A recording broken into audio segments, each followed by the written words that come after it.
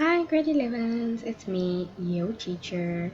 So, the last time I saw you, we spoke about the capitalist boom of the 1920s with a focus on how America was doing really well during this time.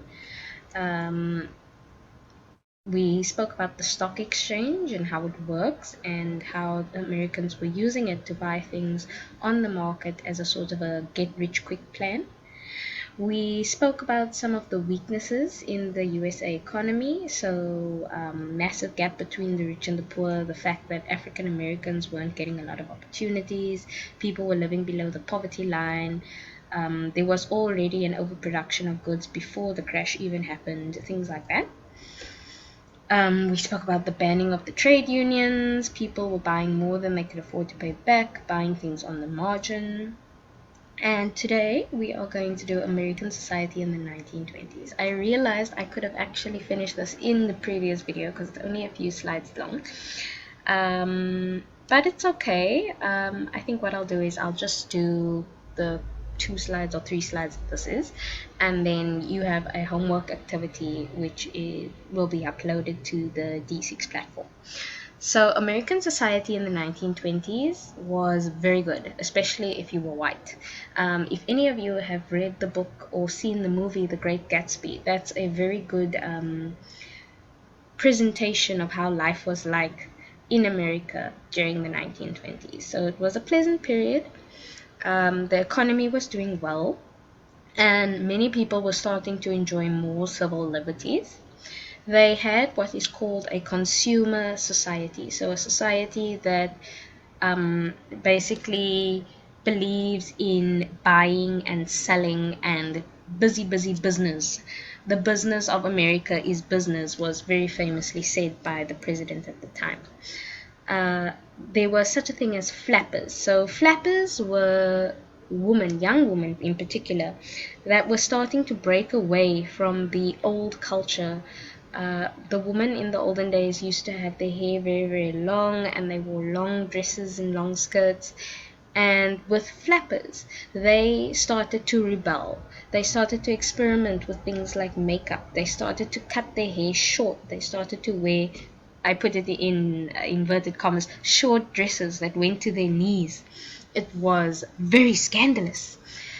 So there were more freedom for women. There's even a statement that actually says the first car accident ever caused was because a man was driving along and he saw a woman with such a short skirt that he drove straight into a pole. Keeping in mind the skirt was knee length, but very funny. During this time, America also had something called the Prohibition, which basically meant that people could not sell alcohol legally in America. The idea was to create a more moral society, but what ended up happening was that the seedy underbelly of society started taking over. So, because people were not allowed to buy alcohol legally, what they did is they established things called speakeasies, which was like hidden bars. So the front part of the bar would maybe be a shop, and then you'd knock on a door and you'd go to the back where they would sell beer and alcohol and things like that. They called it moonshine, which was alcohol made at home and not through a distillery.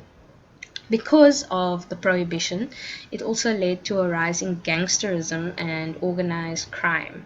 So, the mafia and things like that, they became very powerful during this time. So over here you can see an image of a flapper. You can see that compared to how women were usually dressed in the early 1900s, her skirt is way shorter. She's wearing more makeup. Her hair is very short. She's very provocative for her time, and this was basically the fashion in the 1920s for young women. The consumer society also always advertised. You always need to get the newest and the latest, and it's not about repairing something that's broken like the olden days where people used to believe you wear this thing until it's literally falling to pieces, you fix it. No, the society now is encouraging you. Oh, you've got a tear in your pants, buy a new one. Oh, you want to look pretty, buy makeup. Oh, cut your hair, wear jewelry, wear heels, buy expensive things, look good. So it was all about selling and buying, and advertising increased tremendously during this period to encourage people to spend their money and buy things that perhaps they didn't necessarily need. They were also buying on credit, as we discussed earlier when we did the weaknesses of the USA economy. The Prohibition, I just thought this was a very funny image from that time. You can see the men are busy protesting, "We want beer," because it was actually illegal to buy beer during that time. There was a rise in gangsterism and organized crime. So this guy over here, I think his name was Al Capone, which was one of the very, very famous gangsters in that time. So this was just a example of how gangsterism increased during the 1920s with the St. Valentine's Day Massacre. It was the culmination of a gang war between arch rivals Al Capone and Bugs Moran over territory. So they were both illegally smuggling alcohol and things like that, and they got into a bit of a tiff over whose territory is whose.